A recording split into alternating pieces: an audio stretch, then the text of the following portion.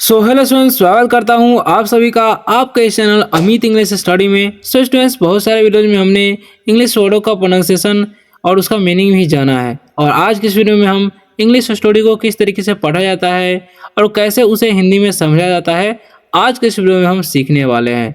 तो चलिए वीडियो को स्टार्ट करते हैं। अगर आप लोग वीडियो पर नए आए हो तो वीडियो को कर दीजिए लाइक और चैनल को सब्सक्राइब करके बेल आइकन जरूर दबाइएगा, ताकि जब भी हम नया वीडियो डालें आपको सबसे पहले मिले और आप आसानी से इंग्लिश पढ़ना लिखना बोलना इस चैनल के माध्यम से सीखते रहें।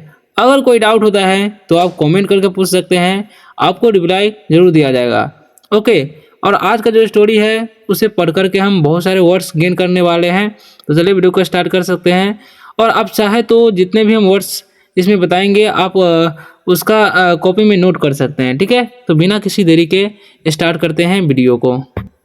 तो सबसे पहले यहाँ पर ध्यान दीजिएगा, ये जो स्टोरी है इस स्टोरी का नाम है डे ड्रीम, यानी कि इसका मतलब होता है दिवास्वप्न, यानी कि दिन में देखने वाले सपने। ठीक है, तो चलिए स्टार्ट करते हैं और स्टोरी को पढ़ते हैं, किस तरीके का स्टोरी होने वाला है उसे समझते हैं। तो यहाँ पर लिखा हुआ है, a poor family lived next door to Gopal Bhand, यानी कि इसका मतलब होता है गोपाल भांड के पड़ोस में एक गरीब परिवार रहता था। ठीक है, यानी कि गोपाल भांड के क्या बोलते हैं, गोपाल भांड के पड़ोस में। ठीक है, एक क्या रहता था, एक क्या गरीब परिवार रहता था। ठीक है, अब देखिए लिव जो है यहाँ पर वर्ब का दूसरा रूप है, इसलिए हम पास्ट में चला जाएगा। ठीक है, तो ये बात का आपको ध्यान रखना है। और यहाँ पर अब आगे देखिए क्या लिखा हुआ है, both the husband and the wife were day dreams, यानी कि इसका मतलब क्या होगा, पति पत्नी दोनों दिवास्वप्न देखने वाले थे, यानी कि पति और पत्नी जो भी थे दोनों दिनों में सपना देखने वाले थे। ठीक है, अब आगे देखिए ड्रीमर्स मतलब होता है सपने देखने वाले, इसको आपको याद रखना है। ठीक है, one day Gopal overheard them talking, यानी कि इसका मतलब क्या होगा वो समझिए। ठीक है, एक दिन गोपाल ने उन्हें बातें करते हुए सुन लिया। ठीक है, ठीक है, इसका मतलब क्या होगा, देखिए ओवरहर्ड मतलब होता है बातें करते हुए सुनना। ठीक है, टॉकिंग मतलब होता है बातें करना, ओवरहर्ड मतलब सुनना, यानी कि उसे उन्हें जो है बातें करते हुए कौन सुन लिया, गोपाल ने सुन लिया। ठीक है, द हस्बैंड सेड, यानी कि पति ने कहा। ठीक है, हस्बैंड सेड यानी कि सेड जो है वर्ब का दूसरा रूप है। ठीक है, तो कहा हो जाएगा। ठीक है, When I get some money, यानी कि जब मुझे कुछ रुपए मिला। ठीक है, इसका मतलब होगा जब मुझे कुछ पैसे मिलेंगे। ठीक है, आई am going two by a cow. ठीक है, यहाँ पर एम छुपा हुआ है, तो आई am going two by a cow, यानी कि इसका मतलब क्या होगा वो समझिए। यानी कि अगर मुझे कुछ पैसे मिलेंगे तो मैं एक गाय खरीदने जा रहा हूँ। ठीक है, इसका मतलब होगा, देखिए यहाँ पर गोइंग लिखा हुआ है, यानी कि आईएनजी लगा हुआ वर्ब में। गो एक वर्ब होता है, उसका आईएनजी फॉर्म है, यानी कि वर्ब का चौथा रूप लगा हुआ है। ठीक है, तो रहा है रही है अवश्य लगेगा, तो आई am going two by a cow, यानी कि मैं एक गाय खरीदने जा रहा हूँ। ठीक है, अगर कुछ रुपये मुझे मिलेंगे तो। अब आगे बढ़ते हैं, आगे क्या लिखा है उसे समझते हैं। ठीक है, तो आगे क्या लिखा हुआ है यहाँ पर देखिए, ध्यान दीजिएगा आप लोग। यहाँ पर द हस्बैंड आस्क्ड, यानी कि आस्क लगा हुआ है, यानी कि वर्ब का दूसरा रूप है। आस्क मतलब पूछना होता है, तो यहाँ पर हो जाएगा पूछा। द हस्बैंड आस्क, यानी कि पति ने पूछा। व्हाट डिड यू बाय, यानी कि व्हाट डिड यू बाय, यानी कि क्या खरीदे। ठीक है, यानी कि क्या खरीदा, क्या खरीदे। ठीक है, ओह दीज सम पोट्स। ठीक है, यानी कि इसका मतलब होता है ओह ये कुछ बर्तन। ठीक है, ओह मतलब अरे भी होता है, तो यहाँ पर वही समझेंगे। ओह आदिज मतलब ये, तो ओह ए सम मतलब कुछ पॉट्स, यानी कि कुछ बर्तन। ठीक है, वन फॉर मिल्क, यानी कि एक जो होगा दूध के लिए, वन फॉर बटर मिल्क। ठीक है, और एक बोल सकते हैं मक्खन के लिए। ठीक है, दूध के लिए, और एक छाछ के लिए। ठीक है, बटर मिल्क मतलब होता है छाछ। ठीक है, वन फॉर बटर यानी कि एक मक्खन के लिए, एंड वन फॉर घी, और एक घी के लिए। ठीक है, अब आगे बढ़ते हैं, आगे क्या हुआ, अब आगे क्या लिखा हुआ है, दैट्स ग्रेट, यानी कि बहुत बढ़िया समझ सकते हैं। But what will you do with this fifth one. ठीक है, मतलब यह बहुत अच्छा है, लेकिन आप इस पांचवें का क्या करेंगे, यानी कि यह बहुत अच्छा है, दैट्स ग्रेट, यानी कि यह बहुत अच्छा है, but what will you do with this fifth one, लेकिन आप इस पांचवें का क्या करेंगे। ठीक है, अब आगे बढ़ते हैं। That is for sending some milk to my sister, यानी कि इसका मतलब होगा, वो समझिए, यानी कि वह मेरी बहन को कुछ दूध भेजने के लिए है। ठीक है, यानी कि पांचवा के लिए बोल रहा है कि वह that is for sending some milk to my sister said the wife, यानी कि वो उसने अपने पत्नी से कहा कि वे जो है मेरी बहन को कुछ दूध भेजने के लिए है। ठीक है, what sending milk to your sister, ठीक है, इसका मतलब क्या होगा वो समझिए, क्या अपनी बहन के लिए दूध भेजा जा रहा हूँ। ठीक है, what sending milk to your sister, ठीक है, क्या अपनी बहन के लिए दूध भेज रहा हूँ। ठीक है, या ऐसा भी बोल सकते हैं, क्या क्या अपनी बहन के लिए दूध भेज रहे हो, यानी कि चौकर वो बोली और उसकी पत्नी जो है। ठीक है, तो आगे क्या होता है वो समझिए।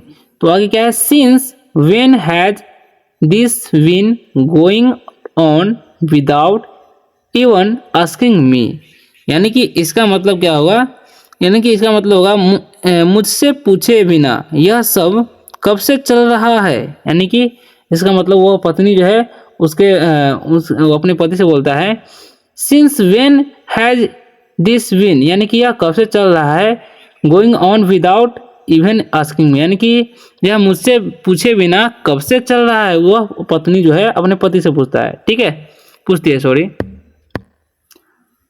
साउटेड, यानी कि चिल्लाते हुए। ठीक है, shouted the husband and he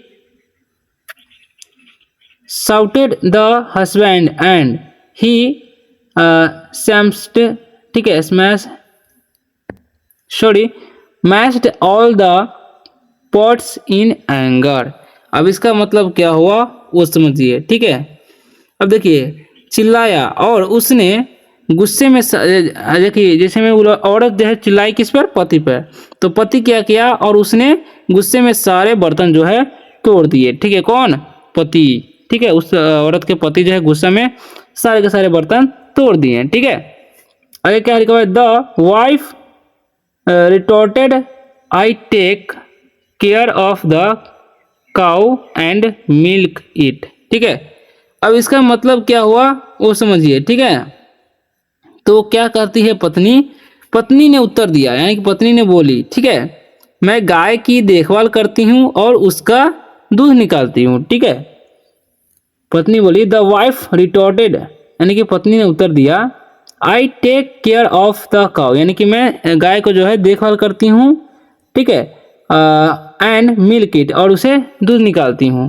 okay, I work hard all day, यानी कि मैं सारे दिन कठिन काम करती हूँ, and buy a cow and you give away the milk to your sister, यानी कि वो बोलती है मैं कठिन काम करती हूँ पूरे दिन सारे दिन, एंड बाई अ काउ, और एक गाय खरीदी हूँ, यानी कि मैं सारे दिन कठिन काम करके गाय खरीदी हूँ, एंड और you give away the milk to your sister, और अपने तुम जो है अपने बहन को दूध अपनी बहन को दूध देते हो। ठीक है, वो बोल रही है औरत।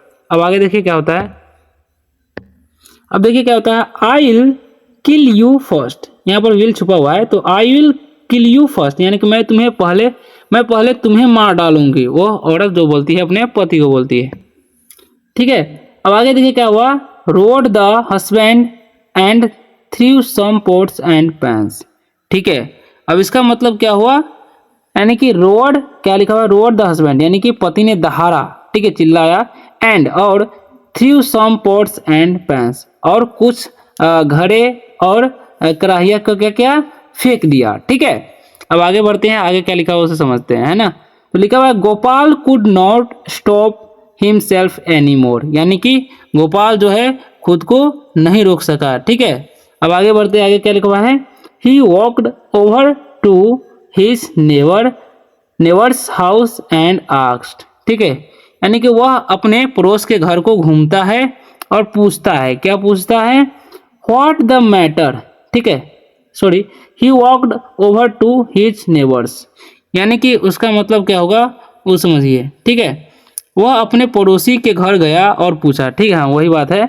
व्हाट द मैटर, यानी कि क्या बात है। Why are you throwing pots and pans around, यानी कि गोपाल के बारे में बोला जा रहा है, ठीक है। गोपाल जो है वो अपने आप को नहीं रोक सका और वो अपने पड़ोसी के घर में गया जो कि झगड़ रहे थे और उससे पूछा व्हाट्स द मैटर, यानी कि क्या बात है। Why are you throwing pots and pans around, यानी कि क्या बात है आप चारों तरफ क्या बोलते हैं, चारों तरफ कढ़ाइयाँ और घड़े क्यों फेंक रहे हैं। ओके, अब आगे बढ़ते हैं। This woman is giving away the milk from our cow to her sister, ठीक है। इसका मतलब क्या हुआ वो समझिए, है ना। तो इसका मतलब हुआ यह महिला जो है हमारी गाय का दूध अपने बहन को दे रही है, ठीक है। तो आगे क्या होता है, योर काउ गोपाल आस्क्ड, यानी कि योर काउ यानी कि आपकी गाय, गोपाल पूछा, ठीक है। गोपाल ने पूछा आपकी गाय, तो यस, तो वो बोलता है हाँ, the one I am going to buy when I have enough money, ठीक है।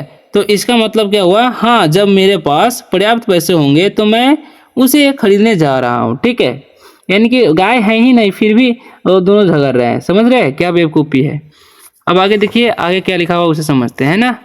तो लिखा हुआ है ओह, अरे दैट काउ, यानी कि वह गाय, सेड गोपाल, यानी कि गोपाल ने कहा, but you don't have a cow yet do you, यानी कि लेकिन अभी तो तुम्हारे पास गाय है ही नहीं है, ठीक है, डू यू, ठीक है। अब आगे क्या होता है, डू यू यानी कि क्या, इसका मतलब हो जाएगा द नेवर, ठीक है, द नेवर सेड, यानी कि पड़ोसी ने कहा, जस्ट वेट, यानी कि रुको, ठीक है। क्या हो गया, जस्ट वेट यानी कि रुको, ठीक है, बस रुको। I am going to get one, यानी कि मैं एक लेने जा रहा हूँ या खरीदने जा रहा हूँ, ठीक है। अब देखिए आगे क्या होगा, आगे समझते हैं ना।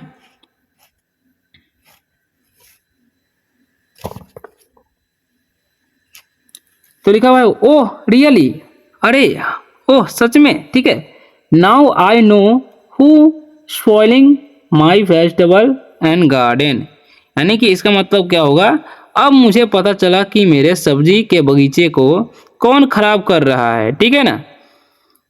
सेड गोपाल, यानी कि कौन कह रहा है, गोपाल ने कहा, picking up a stick and pouncing on his neighbour, यानी कि इसका मतलब क्या हुआ, गोपाल ने एक छड़ी उठाकर अपने पड़ोसी पर झपटते हुए कहा, ठीक है। पाउंसिंग मतलब झपटना होता है, पिकिंग मतलब उठाना, ठीक है। स्टॉप स्टॉप यानी कि रुकिए रुकिए, why are you beating me, यानी कि आप मुझे क्यों मार रहे हैं, हम दोनों को क्यों मार रहे हैं, ठीक है, मुझे क्यों मार रहे हैं, ठीक है, पीट रहे हो। आगे क्या लिखा हुआ है, your cow at my beans and cucumbers, ठीक है, यानी कि तुम्हारी गाय ने मेरी फलियां और खीरे खा लिए, ठीक है। बीन्स मतलब राजमा भी होता है।